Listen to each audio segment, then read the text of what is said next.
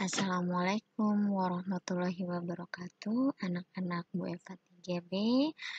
Semoga kalian dalam kondisi baik dan dalam kondisi sehat, serta dalam lindungan Allah Subhanahu wa Ta'ala. Alhamdulillah, hari ini kita bisa melaksanakan kembali kegiatan belajar kita. Insya Allah hari ini kita memasuki tema 3G, ya, subtema 1 tentang teknologi pangan.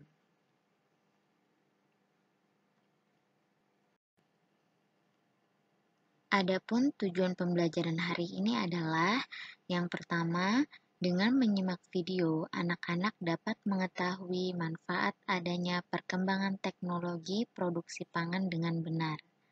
Yang kedua, dengan menyimak video, anak-anak dapat mengetahui penerapan teknologi pangan yang ada di sekitar kita dengan benar. Yang ketiga, dengan menyimak video, anak-anak dapat menentukan sikap menghargai perbedaan yang benar. Baik anak-anak, kita sebagai manusia memiliki kebutuhan dasar. Di antaranya, kebutuhan sandang yaitu berupa pakaian, kemudian kebutuhan pangan berupa makanan, dan kebutuhan papan yaitu berupa tempat tinggal atau rumah. Teknologi pangan adalah penerapan ilmu pengetahuan untuk mengolah bahan makanan atau bahan pangan agar tidak mudah rusak atau membusuk serta dapat digunakan dalam waktu yang cukup lama. Karena pada dasarnya sifat bahan pangan adalah mudah rusak dan mudah membusuk.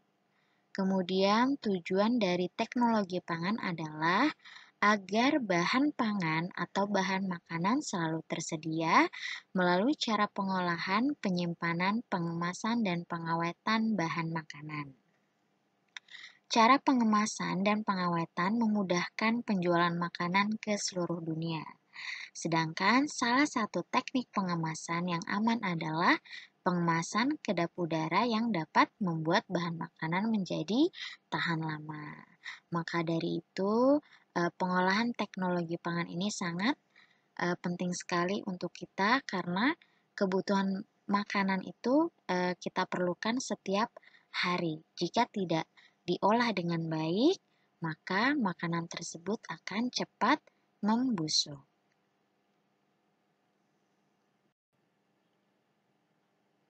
Beberapa hasil dari teknologi pangan diantaranya yang pertama, pembuatan tempe.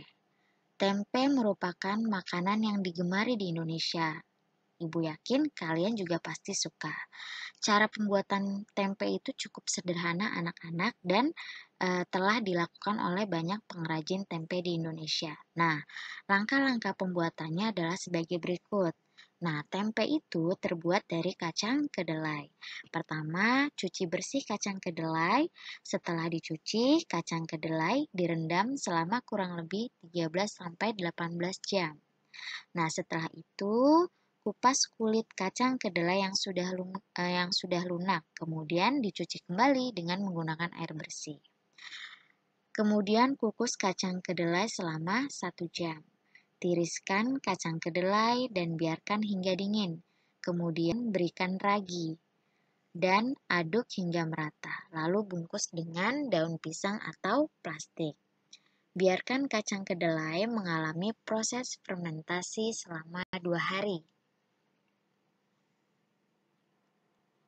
Yang kedua adalah dalam pengolahan tanaman lidah buaya. Ibu juga yakin anak-anak pasti sudah tahu bagaimana rupa tanaman lidah buaya. Nah, lidah buaya ini banyak dimanfaatkan untuk menyuburkan rambut, menyembuhkan luka, dan untuk perawatan kulit. Nah, tanaman ini banyak dibudidayakan, salah satunya di kota Pontianak, Provinsi Kalimantan Barat.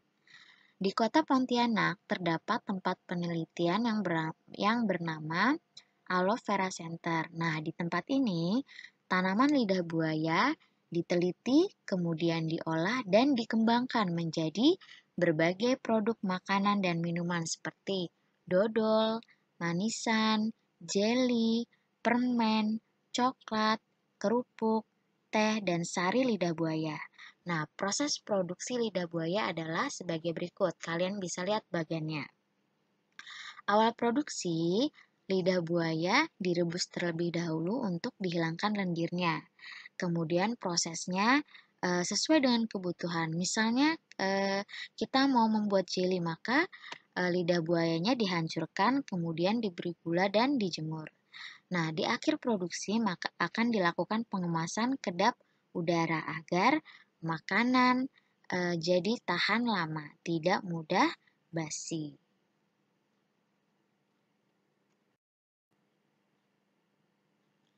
Kemudian, penerapan teknologi panen yang ketiga adalah pada pengolahan buah kelapa. Tanaman kelapa berbuah sepanjang tahun. Sebagian ada yang dijual ke pasar dan sebagian ada yang diolah di pusat pengolahan buah kelapa. Nah, hasil pengolahan buah kelapa diantaranya ada sari kelapa, kecap, gula kelapa atau gula merah, koktail kelapa, selai kelapa, dan lain sebagainya. Teknologi pengolahan yang digunakan diantaranya yang pertama, pembuatan kecap dan sari kelapa dibutuhkan mikrobakteri. Kemudian, pembuatan koktail dilakukan pasteurisasi agar tahan lama. Yang ketiga, penggunaan sari kelapa, pembuatan sari kelapa menggunakan asam sitrat untuk mengatur keasaman. Kemudian, yang keempat, pada pembuatan gula kelapa digunakan pengawet yang aman bagi kesehatan. Jadi anak-anak, agar makanan bisa tahan lebih lama maka menggunakan pengawet. Tapi pengawet yang digunakan adalah pengawet yang baik untuk tubuh kita. Yang keempat yaitu hasil pengolahan susu. Susu merupakan minuman yang sangat bergizi dan banyak manfaatnya sekali untuk tubuh kita, ya, karena di dalamnya terkandung zat-zat gizi yang dibutuhkan oleh tubuh seperti protein, lemak, karbohidrat, dan lain sebagainya. Nah, susu dapat diperoleh dari hewan ternak seperti sapi dan kambing. Beberapa cara untuk mengawetkan susu diantaranya didinginkan di dalam lemari es, pasteurisasi, yaitu pemanasan pada suhu sedang untuk membunuh organisme pencemar. Kemudian sterilisasi, yaitu pemanasan di atas titik didih, sehingga bakteri dan spora kuman bisa mati, sehingga yang tersisa adalah yang baik-baik untuk tubuh kita. Nah, kemudian di sini ada beberapa produk hasil pengolahan susu ya. Insya Allah kita semua mengonsumsi hasil-hasil pengolahan susu tersebut, diantaranya yogurt. Yogurt adalah hasil fermentasi susu dengan rasa asam. Kemudian ada mentega, yaitu hasil pengolahan lemak susu yang diproses dengan pengadukan. Kemudian ada keju, yaitu hasil dari proses penggumpalan susu dengan bantuan enzim hewan. Dan yang terakhir adalah es krim, yaitu produk campuran susu dan bahan lain dalam bentuk beku. Nah, yang kelima ini adalah teknologi pengolahan hasil laut ya. Ikan tuna, ikan cakalang, kepiting, cumi-cumi dan rumput laut merupakan sebagian dari hasil laut yang diekspor atau dijual atau dikirim ke luar negeri. Misalnya Brunei, kemudian Australia, Amerika, dan lain sebagainya ya, baik dalam bentuk makanan yang sudah diolah atau dalam bentuk utuh. Nah, dengan adanya teknologi produksi pangan sangat bermanfaat bagi pengolahan tangkapan laut agar bisa diekspor dan dikonsumsi setiap hari dan dalam waktu yang cukup lama.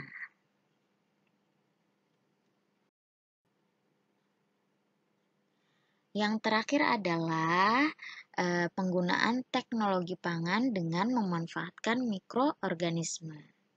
Dalam teknologi produksi pangan, pemanfaatan mikroorganisme sering dilakukan. Mikroorganisme adalah makhluk hidup yang berukuran sangat kecil. Nah, kita tidak bisa melihat dengan mata kita yang telanjang, tapi kita bisa melihatnya dengan menggunakan mikroskop. Nah, mikroorganisme ini dapat berupa bakteri atau jamur. Nah, ini bakteri atau jamur yang digunakan adalah yang baik untuk tubuh kita. Jadi, penggunaan teknologi pangan ini tidak hanya menggunakan alat-alat yang canggih, tapi juga dengan bantuan mikroorganisme. Contohnya tempe. Tempe itu dibantu oleh jamur, yaitu ragi. Kemudian pembuatan sari kelapa atau nata de coco itu menggunakan bakteri. Nah, bakterinya adalah Azotobacter psillinum. Anak, alhamdulillah tadi kita sudah membahas terkait dengan penerapan teknologi pangan dan ada beberapa istilah khusus yang bisa kita temukan. Di antaranya teknologi pangan yaitu penerapan ilmu pengetahuan untuk mengolah bahan pangan atau makanan agar tidak mudah rusak atau membusuk serta dapat digunakan dalam waktu yang cukup lama. Kemudian yang kedua ada istilah pasteurisasi yaitu pemanasan pada suhu sedang untuk membunuh organisme pencemar. Kemudian ada sterilisasi yaitu pemanasan di atas titik didih hingga bakteri dan spora kuman yang berbahaya itu mati. Kemudian mikroorganisme yaitu makhluk hidup yang berukuran sangat kecil yang hanya bisa kita lihat menggunakan mikroskop atau alat khusus. Kemudian ada istilah produksi yaitu kegiatan menghasilkan barang atau jasa. Jadi apapun bentuk kegiatan kita yang menghasilkan barang yang bisa kita jual yaitu disebut produksi. Dan yang terakhir adalah ekspor yaitu pengiriman atau penjualan barang ke luar negeri. Terakhir materinya adalah tentang perbedaan. Jadi anak-anak, perbedaan ini merupakan hal yang biasa ya. Perbedaan dalam hal kegemaran, kemudian dalam hal penampilan fisik, dalam hal pekerjaan itu banyak sekali perbedaan yang bisa kita temui di sekitar kita. Nah, perbedaan adalah anugerah dari Allah Subhanahu wa taala. Nah, setiap perbedaan harus disikapi dengan sikap yang terpuji. Sikap terpuji diantaranya adalah sebagai berikut, tidak saling sombong. Jadi, kita tidak boleh menyombongkan apa yang kita gemari, apa yang kita sukai dengan orang lain karena orang itu berbeda dengan kita. Kita semua sama, perbedaan kita sama gitu ya. Masing-masing mempunyai kelebihan. Kemudian saling menghormati, saling menghargai, saling bertenggang rasa atau berlapang dada dan tidak boleh memaksakan kehendak kita kepada orang lain. Nah, jika kita melakukan ini semua maka yang terjadi adalah persatuan dan kesatuan. Nah, baik anak-anak, alhamdulillah materi hari ini cukup sampai di sini. Semangat, tidak lupa membaca bismillah dulu sebelum belajar ya.